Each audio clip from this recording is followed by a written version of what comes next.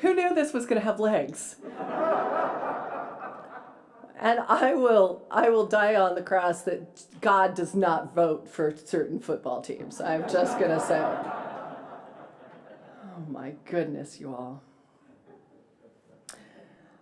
When I was 6 years old, I was confused in Sunday school. My mother gave me a quarter each week to put in the offering in my Sunday school class. And we would pray, and then my teacher would put the offering basket outside the door. And when I was done with class, the basket was gone. God had taken my quarter.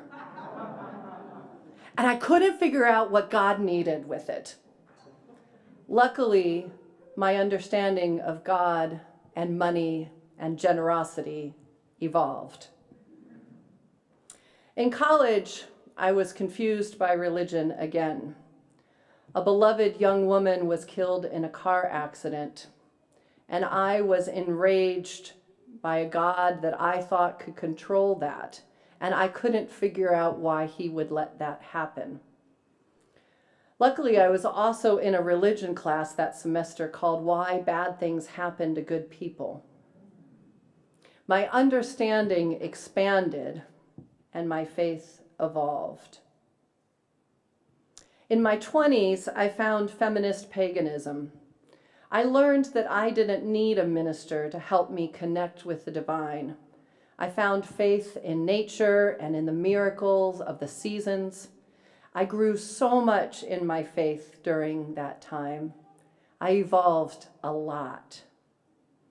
And I've kept on growing. Through 25 years as a UU, through seminary, through my trip this month to the Holy Land, through every day with you all. The more I grow, the more I realize how much more I have yet to grow.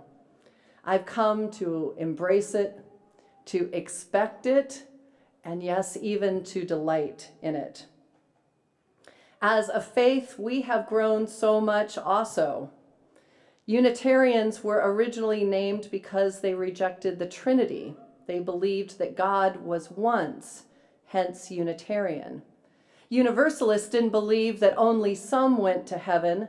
They believed in universal salvation, hence the name Universalist.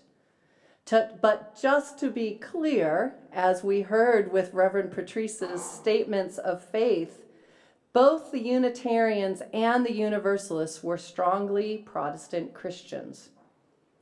It is fair to say that the faith has evolved a bit since then. We've not only adapted to changes in collective beliefs, we encourage and revel in it. So much so that when our denomination insisted that we explore how we have changed. When the Unitarians and the Universalists merged in 1961, it was written into our bylaws that our principles should be revised every 15 years. We wrote the change into our existence. But we've been bad Unitarian Universalists. The last time we changed them to what we just discussed during Together Time was in 1987. That's 35 years ago, a little bit longer than the 15 years in our bylaws. What that has meant is that there's many of us who don't know that we change it every 15 years. There's many who believe that these are the only principles that we have known. In 2020, the Unitarian Universalist Association decided it was time for us to do a review and make the changes so that we are living into the Unitarian Universalism of the future. A Unitarian Universalism that holds us in times of great need and ethical, moral, and spiritual crises. They created an Article 2 study commission. It was called to review our values, principles, sources, and purpose. It's called the Article 2 Study Commission because it addresses Article 2 in our bylaws that tells us when and how to review this. It's still bylaws. We're still an organization. The commission began after GA in 2020. They proposed the new principles just last month. We will vote at General Assembly this summer to continue with the first draft, and we will vote to adopt whatever set of principles comes out of this process next summer in 2023. No, in 2024. This GA will be 2023 calendar years. So this is the middle of the process, but it's also a time that we've got something tangible to look at. Now, I could sit here and tell you, I want you to make your own decision. Or I could say, you know what? I'm going to be honest, and I really like these. I'm really happy. And I also, to be honest, when I first planned this service, I wasn't expecting that they were going to have a draft already. I was going to have this service to just kind of introduce you to the idea that they were going to change, because that's hard on its own. I was going to be more gentle with you and just introduce the idea that they would be evolving, and then you'd be ready when they came out. But it turns out they're an ambitious group, and we have them already. So you're getting both.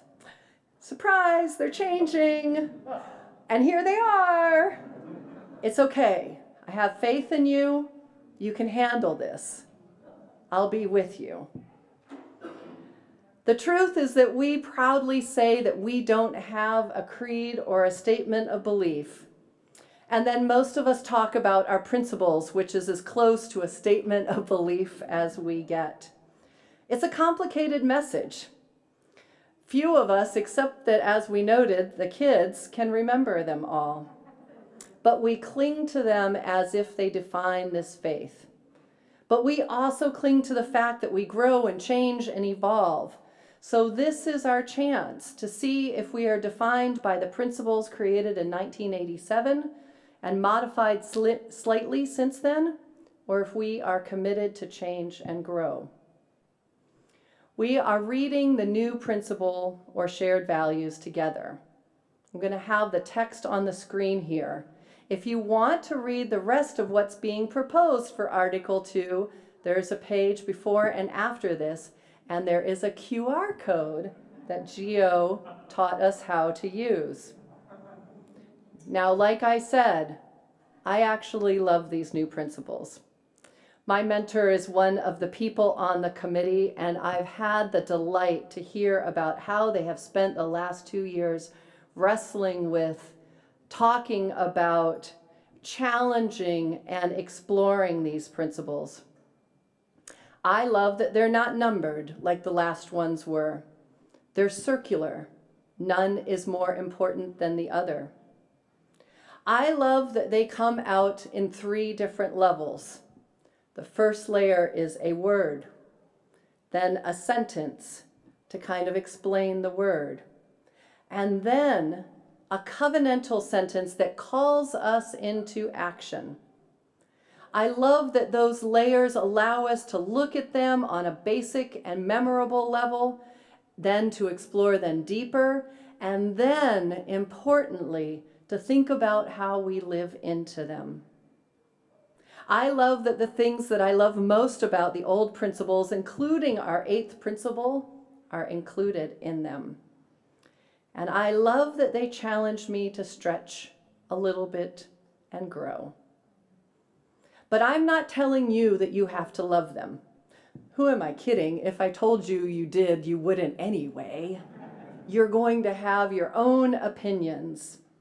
But I do encourage you to have an open mind and hear them with an open heart. Let's read them twice.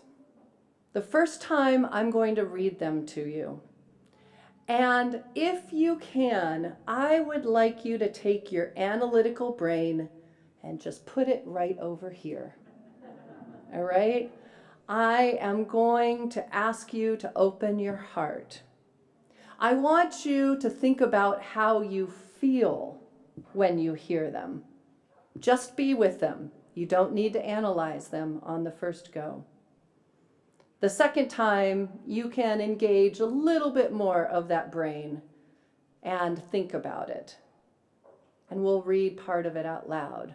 Notice what they make you think about. And then after this service, I encourage you to find them online. You can use that QR code, look over them, think about what you like, dislike, and what might change. We have plenty of time to discuss them before we vote on them this summer and next summer. Okay, are you ready? So here's a hint. I told them all to you in the prayer of the meditation prayer. You heard them all right there. So just feel. Love inspires and powers the passion with which we embody our values. Inseparable from one another, these values are justice. We work to be diverse, multicultural, beloved communities where all people thrive. We covenant to dismantle racism and all forms of oppression within individuals and our institutions. We are accountable to each other for this work. Generosity. We cultivate a spirit of gratitude and hope. We covenant to freely share our faith, presence, and resources. Compassionate generosity connects us one to another in relationships of mutuality. Evolution. We adapt to the changing world. We covenant to collectively transform and grow spiritually and ethically. Evolution is fundamental to life and our Unitarian Universalist heritages, never complete and never perfect. Pluralism. We celebrate that we are all sacred beings, diverse in culture, theology, and experience. We covenant to learn from one another and openly explore the depth and breadth of our many wisdoms. We embrace our differences and commonalities with love, curiosity, and respect. Equity. We declare that every person has the right to flourish with dignity and worthiness. We covenant to use our time, wisdom, attention, and money to build and sustain a fully inclusive and accessible community of communities. And interdependence. We honor the sacred, interdependent web of all existence. With humility, we understand our place in the web. We covenant to care for and respect the earth and all beings by fostering relationships of mutuality. We work to repair the bonds we have broken. I want to note that UUCP's mission statement to be a spiritual community for our time with diverse theological perspectives, radical inclusion, and focused on justice are in all of these. They're incorporated. So now let's read them together. I want you to put in just a little bit of your brain, okay? Not the totally analyzing brain, just a bit of thinking. I'm going to read the title and the first part of each, and then I want you to join me by reading the covenant, the second part of each together. Folks at home, I am hoping you'll do this as well. It is important that you say these out loud and see how they make you feel. I'll say the love one. Love inspires and powers the passion with which we embody our values. Inseparable from one another, these shared values are justice. We work to be diverse, multicultural, beloved communities where all people thrive.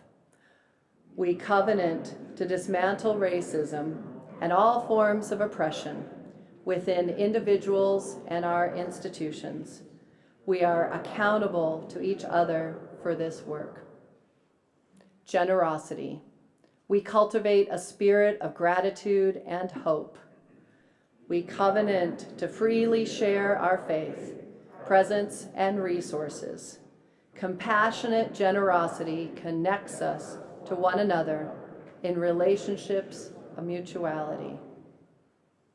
Evolution. We adapt to the changing world.